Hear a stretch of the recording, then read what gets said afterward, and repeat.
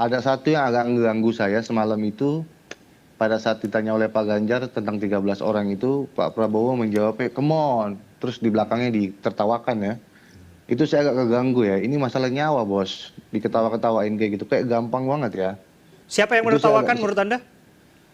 di belakangnya itu kan kalau kita ulang tertawa tuh setelah itu Oke, pendukungnya pendukung mungkin ya. ya. Para pendukung itu harus dipastikan ya. Oke. Itu nggak bagus itu. Pertanyaan saja dua. Kalau Bapak ada di situ, apakah akan membuat pengadilan HAM dan membereskan rekomendasi DPR? Pertanyaan kedua, di luar sana menunggu banyak ibu-ibu, apakah Bapak bisa membantu menemukan di mana kuburnya yang hilang agar mereka bisa berziarah? Saya sudah jawab berkali-kali, tiap 5 tahun kalau polling saya naik, ditanya lagi soal itu.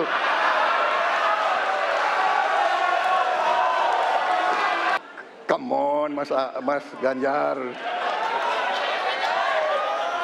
Ya, jadi saya tadi katakan, saya merasa bahwa saya yang sangat keras membela hak asasi manusia. Nyatanya, orang-orang yang dulu ditahan, tapol-tapol,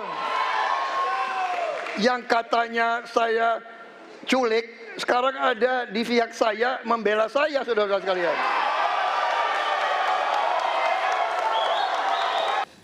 Ya, isu hak asasi manusia menjadi pembahasan dalam debat perdana calon presiden. Salah satu korban yang belum ditemukan adalah Dedi Hamdun. Kita akan berbincang bersama dengan Hakim Hamdun, anak Bapak Dedi Hamdun yang menjadi korban penghilangan paksa tahun 1997.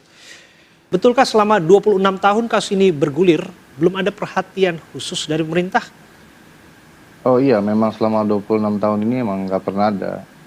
Cuman memang baru kali ini aja yang diinisiasi oleh Pak Mahfud, kita sama-sama tahu adalah non-judicial penyelesaiannya itu. Cuman kalau menurut saya sih itu aja belum cukup ya.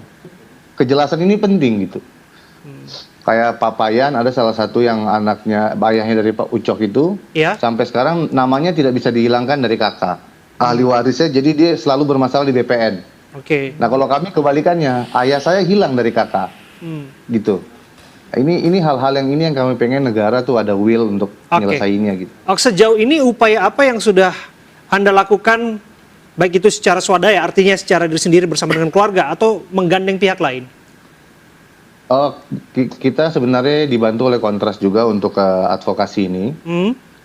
Cuman memang agak susah juga karena di Mendagri itu kan kalau kita mau bikin sesuatu harus ada surat kematian. Sementara kita nggak punya Statusnya surat hilang kematian. ya? Statusnya hilang, nggak ada status hilang itu di negara ini, masalahnya itu. Oke, begini deh. Itu. Bagaimana kemudian menurut Anda, pandangan Anda, rezim berganti rezim, penyelesaian kasus penculikan paksa sudah sampai tahap mana? Nggak ada sih, belum ada yang nyata. Jalan di tempat?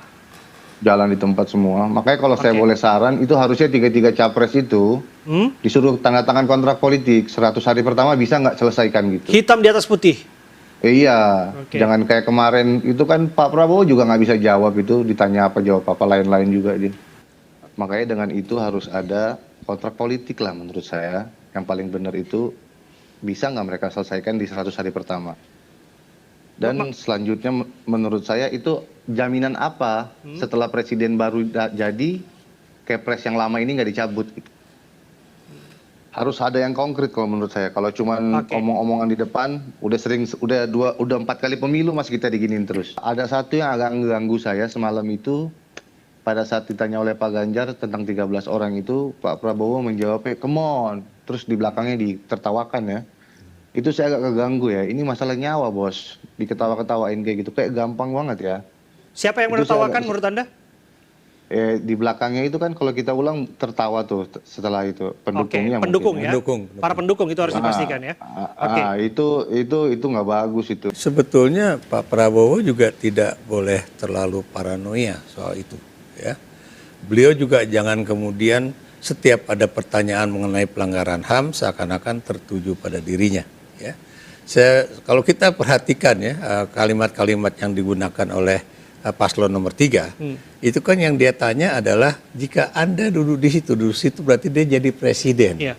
Nah kemudian apakah ini kasus-kasus pelanggaran ini akan diselesaikan sampai tuntas ya, termasuk juga apakah Anda akan membantu mencari di mana itu kuburan dari 13 orang yang diculik dan hilang itu ya, sehingga kemudian keluarganya bisa nyekar, bisa apa namanya itu berdoa dan sebagainya. Kan itu pertanyaan dan itu tidak dijawab. Dia seakan-akan wah selalu siap 5 tahun ini menjadi komoditas politik dan sebagainya. Dan memang terus terang ya, memang negara ini belum menyelesaikan semua kasus-kasus HAM berat ya.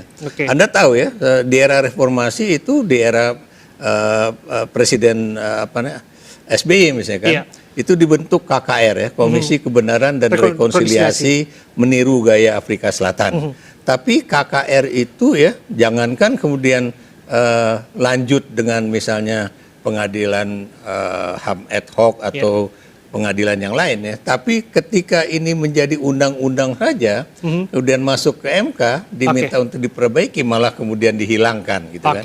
Itu KKR. Kemudian Anda lihat Presiden Republik Indonesia dari eranya Gus Dur, itu cuma Gus Dur yang kemudian menghilangkan istilah apa namanya itu ekstapol ya di dalam KTP. Tapi Anda lihat, pernahkah kemudian ada pengadilan-pengadilan yang benar-benar menyelesaikan kasus-kasus pelanggaran itu secara judicial ya? Ini nggak ada. Semuanya selalu ingin menyelesaikannya dengan non judicial.